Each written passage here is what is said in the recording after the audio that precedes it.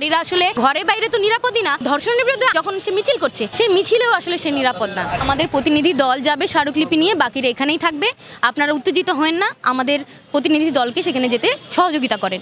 এবং বারবার আমরা সেটা বলা সত্ত্বেও পুলিশ কিন্তু আমাদের কোনো কথা না শুনেই বারে বারে আমাদেরকে নানানভাবে ঠেলা ধাক্কা দেওয়া, ধাক্কাধাক্কি করা শুরু করে। এবং পরবর্তী সময়ে এক পর্যায়ে এরকম করতে করতে দফায় দফায় পুলিশ কিন্তু আমাদের ওপরে লাঠিচার্জ করছে।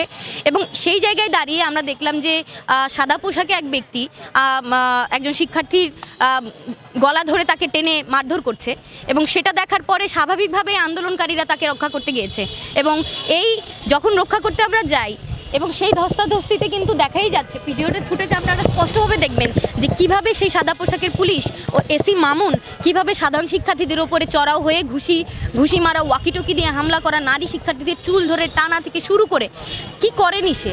ফলে আমরা বলতে চাই এইভাবে ন্যায়সঙ্গত আন্দোলনে, গণ আন্দোলনে পুলিশের এই যে আক্রমণ, এই আক্রমণে আমরা তীব্র বিরোধিতা করি। এবং নারী শিক্ষার্থীদের উপরে তারা যেভাবে হামলা করেছে, আমরা মনে করি নারীদের নিরাপত্তা নিয়ে আমরা শঙ্কিত। আপনারা জানেন যে নারীদের বিরুদ্ধে ধর্ষণ এবং নিপীড়নের বিরুদ্ধে প্রোগ্রামে প্রথম সারিতেই কিন্তু নারীরা ছিল, কিন্তু আমরা কিন্তু সেখানে কোনো নারী পুলিশ দেখিনি।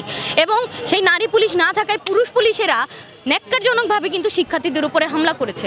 ফলে আমরা বলতে চাই যে এই যে ন্যায়সঙ্গত আন্দোলন, এই আন্দোলনে যে পুলিশি হস্তক্ষেপ এবং নারীদের উপরে যেভাবে হামলা করছে, আমরা কিন্তু নারীদের নিরাপত্তা নিয়ে পুনরায় শঙ্কিত হয়ে পড়ছে। এবং আমরা মনে করছি যে নারীরা আসলে সাধারণ ঘরে বাইরে তো নিরাপদই না, এবং ধর্ষণের বিরুদ্ধে যখন সে মিছিল করছে সেই মিছিলেও আসলে সে নিরাপদ না। শিক্ষার্থীরা কিন্তু নিজে থেকে উদ্যত হয়ে কোনো ধরনের আক্রমণের দিকে যায়নি, পুলিশই প্রথম আক্রমণ করেছে। এবং পুলিশ আপনারা দেখেছেন যে এই খণ্ডিত যে ভিডিওগুলো, এগুলো কিন্তু আসলে সঠিক প্রচার না।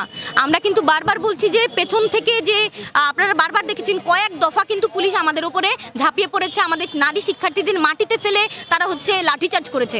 ফলে আমরা বলতে চাই যে ন্যায়সঙ্গত আন্দোলনে বারে বারে যে পুলিশি হস্তক্ষেপ, আপনারা জানেন গতদিন শিক্ষকদের উপরে হামলা হয়েছে, নারী শিক্ষার্থীদের উপরে হামলা হচ্ছে, শ্রমিকদের উপরে হামলা হচ্ছে।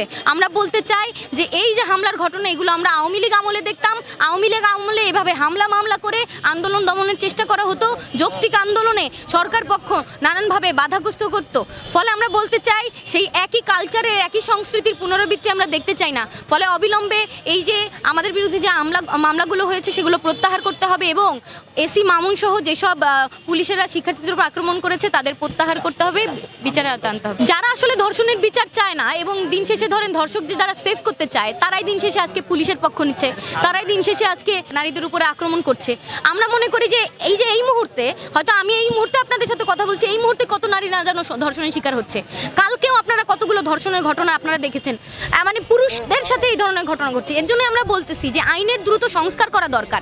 আমাদের যে নারী নিপীড়নের বিরুদ্ধে যে সেলগুলো আছে শিক্ষা প্রতিষ্ঠান সহ কর্মস্থলে, সেগুলোকে কার্যকর করা দরকার। এবং এই যে ধর্ষণের বিরুদ্ধে যে আইন, সেই আইনটিকে দ্রুত সংস্কার করা দরকার। কারণ সেখানে আমরা দেখতে পাই যে নারীরা যথাযথ বিচার পাচ্ছে না।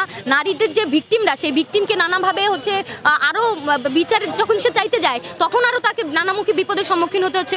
তাই আমরা বলছি যে কেন ধর্ষণের বিচার হচ্ছে না, এর জন্য আমাদের দরকার এই আইনগুলো সংস্কার করা এবং এই আইনগুলোকে সংস্কারের মধ্য দিয়ে এগুলোর বাস্তবায়ন নিশ্চিত করা। যদি আমরা এগুলোর বাস্তবায়ন নিশ্চিত না করতে পারি তাহলে কিন্তু এগুলো সম্ভব হবে না। তারা যদি মনে করে থাকে যে হামলা মামলা করে আমাদের এই ধর্ষণের বিরুদ্ধে যে আওয়াজ সেগুলি বন্ধ করা যাবে, আমি মনে করি সেগুলো আসলে তাদের সেগুলো আসলে বালি। আমরা আসলে ধর্ষণ নিপীড়নের বিরুদ্ধে কথা বলা বন্ধ করব না। দ্রুত আইন সংস্কার করেন, ধর্ষণ নিপীড়নের বিচার করেন, এর মধ্য দিয়ে দেশের মানুষের জানমানের নিরাপত্তা নিশ্চিত করেন। না হলে আসলে এই যে জুলাই অভ্যুত্থানের যে এতগুলো মানুষের জীবন দান, এগুলোর মধ্য দিয়ে এতগুলো নারীদের যে সর্ব উপস্থিতি গণ অভ্যুত্থানে, এগুলো সবগুলোই আসলে বৃথা হয়ে যাবে। ফলে আপনাদের বারবার বলছি যে আসলে এভাবে হামলা মামলা করে গণতান্ত্রিক আন্দোলনকে নস্যাৎ করার চেষ্টা করে আপনারা কিন্তু এইভাবে ক্ষমতায় টিকে থাকতে পারবেন না। ফলে যদি ক্ষমতায় থাকতে হয় তাহলে এদের বিচার করেন, বিচারের আওতায় আনেন।